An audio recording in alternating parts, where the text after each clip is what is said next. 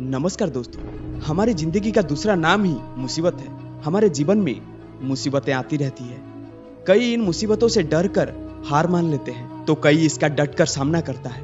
बहुत से लोग इन मुसीबतों से टूट जाते हैं और उन्हें ऐसी मोटिवेशन की जरूरत पड़ती है जिसके कारण वो इन मुसीबतों का सामना बिना किसी डर के करते हैं। एक समय की बात है, एक इतना गरीब लड़का था कि वो हर रोज खाने के लिए भटकता था और कहीं ना कहीं से खाना इकट्ठा करता था, पर हर रोज उसका खाना गायब हो जाता था। एक दिन उसे पता चला कि एक चूहा उसका खाना चुराता है, तो उसने उस चूहे को पकड़ा और उससे पूछा कि तुझे पता है मैं कितना गरीब हूँ, फिर भी तू मेरा खाना चुराता है? अगर तुम्हें चुराना ही है तो किसी अमीर का क्यों नहीं चुराते? तो चूहा बोला कि तेरे किस्मत में कुछ ही चीजें लिखी है, वही तुझे मिलेगा। भले तू कितना ही कोशिश कर ले, भले तू कितना ही इकट्ठा कर ले, उसे अपने पास नहीं रख सकता। यह जानकर लड़का बहुत शौक हुआ कि ऐसा कैसे हो सकता है। तो चूहा ने कहा कि अगर तुझे जानना है कि तेरे किस्मत में क्या लिखा है तो भगवान बुद्ध के पास जाना पड़ेगा, वही तुम्हें बता सकते हैं कि तुम्हारे किस्मत में क्या है। इसलिए वो लड़का भगवान बुद्ध से मिलने के लिए निकल पड़ा। चलते चलते बहुत रात हो गई थी। रास्ते में उसने एक हवेली देखी और उस घर वालों से एक रात रहने के लिए इजाजत मांगी। उसे इजाजत मिल गई। हवेली वालों ने लड़के से पूछा कि वो इतनी रात को कहां जा रहा है। तो उसने कहा कि मैं गौतम बुद्ध के पास जा रहा हूं अपनी किस्मत के बारे में पूछने के लिए। तो हवेली वालों ने कहा, तुम भगवान बुद्ध से हमारा सवाल भी पूछोगे क्या? हमारी एक 16 साल की लड़की है जो बोल नहीं सकती है, तो क्या करे जिससे उसकी आवाज आ जाए?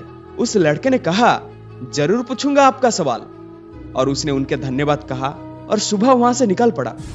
आगे रास्ते में बहुत बड़े बड़े पहाड़ थे। वो बड़ी मुश्किल से पहाड़ पर चढ़ा।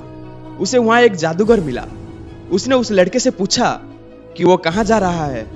तो उसने कहा कि मैं भगवान बुद्ध के पास जा रहा हूं अपनी किस्मत के बारे में पूछने के लिए। तो जादूगर ने कहा कि क्या तुम भगवान बुद्ध से मेरा एक सवाल पूछोगे? मैं हजारों सालों से तपस्या कर रहा हूं ताकि मैं स्वर्ग जा सकूं, और मेरे हिसाब से अब तक तो मुझे स्वर्ग चला जाना चाहिए था, तो मैं स्वर्ग में जाने के लिए क्या करूं? तो लड़के ने कहा, ठीक है, मैं आपका सवाल बुद्ध से अवश्य पूछूंगा। उस जादूगर के पास एक छड़ी थी। उस छड़ी की मदद से उस लड़के को बर्फ को उस पार पहुंचा दिया। जब वो आगे बढ़ा तो उसके सामने बहुत बड़ी चुनौती थी। वहां बहुत बड़ी नदी थी जो वो खुद नहीं पार कर सकता था। तभी उसकी मुलाकात एक विशालकाय कछुए से हुई। कछुआ उसे लेकर जाने के लिए तैयार हो गया। फिर कछुए ने भी उसे वही सवाल पूछा, तुम कहां जा रहे हो? तो उसने सब बताया। तो कछुए ने एक सवाल पूछने के लिए कहा, मैं 400 सालों से ड्रैगर बनने की कोशिश कर रहा हूं, पर अभी तक नहीं बन पाया, तो ऐसे में क्या करूं जिससे मैं ड्रैगर बन जाऊं? लड़के ने कहा, आपका सवाल जरूर पूछूंगा। कछुए ने लड़के को अपनी पीठ पर बिठाया और नदी के उस पार पहुंचा दिया। आखिरकार लड़का भगवान बुद्ध के पास पहुंच गया। वहां बहुत सारे लोग थे। एक व्यक्ति के केवल 3 सवाल का जवाब दूंगा। लड़का एकदम शॉक हो गया क्योंकि उसे तो 4 सवाल पूछने थे। वो सोचने लगा कि उसे कौन सा 3 सवाल पूछना चाहिए। उसने कछुए के बारे में सोचा कि कछुआ 400 सालों से ड्रैगर बनने की कोशिश कर रहा है। जादूगर 2000 साल से स्वर्ग जाने के लिए तपस्या कर रहा है, और वो लड़की बिना बोले कैसे पूरी जिंदगी निकाल सकती है। फिर खुद के बारे में सोचा कि मैं तो सिर्फ गरीब हूं, मैं तो मांग कर भी अपनी जिंदगी गुजार सकता हूं, पर कछुआ, जादूगर और लड़की की परेशानियां तो मेरी परेशानियों से बहुत बड़ी है। तो लड़के ने उनके 3 सवाल भगवान बुद्ध से पूछे।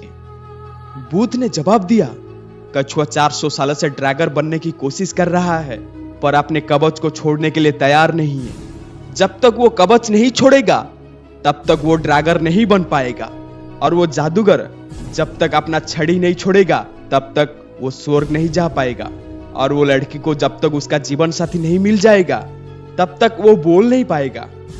यह सब सुनकर लड़का वापस कछुए के पास आया और उसे सब कुछ बताया। तो कछुए ने अपना कवच निकाल दिया।